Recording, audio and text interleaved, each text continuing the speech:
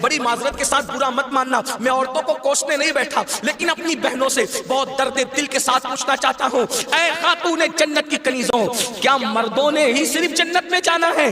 عورتوں نے جنت میں نہیں جانا؟ تمہاری محرومی کی حد ہے میری بہنوں کہ تمہارے قدموں کے نیچے جنت ہے۔ اللہ کے رسول فرماتے الجنت تحت اقدام الامہات، جنت تمہاری ماؤں کے قدموں کے نیچے ہے، لیکن ساتھ ہی حضور نے یہ بھی فرمایا کہ میں نے جہنم میں سب سے زیادہ اگر کسی کو دیکھا ہے تو عورتوں کو دیکھا ہے۔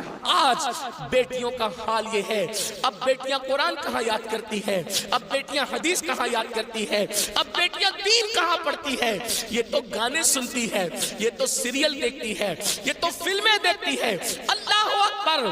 قوم کی جو بیٹی بالغ ہونے سے پہلے سیریلوں میں بھاگنے اور بھگانے کے مناظر دیکھے گی، قوم کی جو بیٹی جوانی کی دہلیز پر قدم رکھ کر فلموں میں زنا کے مناظر دیکھے گی، پھر وہ گندگی نہیں کرے گی تو کیا کرے گی؟ وہ جرائم نہیں کرے گی تو کیا کرے گی؟ اے خاتون جنت کی کنیزوں، جب جب اللہ کے دین کو تم پیٹ کے پیچھے ڈالو گے تمہیں رونے کو مزدور نہیں ملے۔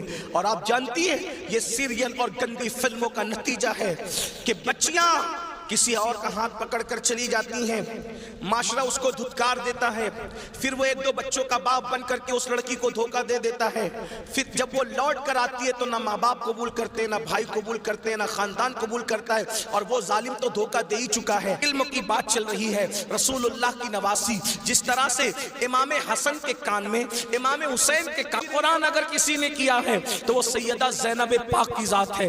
صرف 7 سال کی عمر میں سیدہ زینب نے حافظ قرآن کیا تھا، آپ قرآن کی حافظہ تھی۔ اللہ اکبر! آپ کو حیرت نہیں ہونی چاہیے، اللہ سیدہ زینب نے صرف 7 سال کی عمر میں قرآن کا حفظ کیا ہے، اور قرآن کی اکثر صورتیں آپ نے اپنی امی سیدہ فاطمہ کے ذریعے سے حفظ کیا ہے۔ اللہ اکبر! اور قرآن کا سب سے پہلے درس دینے کا کام کوفہ کی سرزمین پر سیدہ زینب نے کیا ہے۔ یہ رسول اللہ کا خاندان ہے۔ ام المومنین سیدہ عائشہ صدیقہ وہ خاتون ہے کہ اللہ اکبر، عورتوں میں سب سے زیادہ اگر کوئی حدیث روایت کر رہا ہے تو وہ سیدہ عائشہ صدیقہ کی ذات ہے، اور آپ مفتی 4 ملت ہے۔ اصحاب میں جب کسی مسئلے پر اختلاف ہو جاتا تو لوگ کہتے چلو ام المومنین کی بارگاہ میں ان سے پوچھیں گے۔ حیرت کی بات ہے، مردوں کا علم اختلاف اگر کسی کا قول فیصل کی حیثیت سے ختم کرتا ہے تو اسے ام المومنین سیدہ عائشہ صدیقہ کے نام سے جانا جاتا ہے۔ یہ علم ہے، یہ عورتوں کے پاس علم ہے۔ اسی طریقے سے اللہ اکبر، امام جعفر صادق کی بہو ہے، امام جعفر صادق کی بہو ہے، یعنی امام حسین کے خاندان کی بہو اور امام حسن کے خاندان کی بیٹی، ان کو دنیا نفیسۃ العلم کہتی ہے، اور ان کو نفیسہ مصری بھی کہا گیا ہے۔ یہ اپنے شوہر کے ساتھ مدینہ منورہ سے ہجرت کر کے مصر آ گئی تھی، اور جب مصر آئی ہے اور امام جعفر صادق کے علم کی خیرات جب بانٹنے کے لیے بیٹھی ہیں تو میری بہنوں آپ کو حیرت ہوگی، حضرت نفیسۃ العلم جسے نفیسہ مصری کہتے ہیں، جب پردے میں بیٹھ کر لوگوں کو قرآن و حدیث کا علم دیتی تو پردے کے پیچھے بیٹھ کر علم حاصل کرنے کے لیے مجتہد مطلق حضرت سیدنا امام شافعی جیسے لوگ آیا کرتے تھے اور ان سے علم حاصل کیا کرتے تھے۔ یعنی ہمارے یہاں اسلام میں عورتیں ایسی تھی کہ اتنے بڑے بڑے مرد جو ہے عورتوں کے پاس آ کر کے اسلام حاصل کرتے تھے،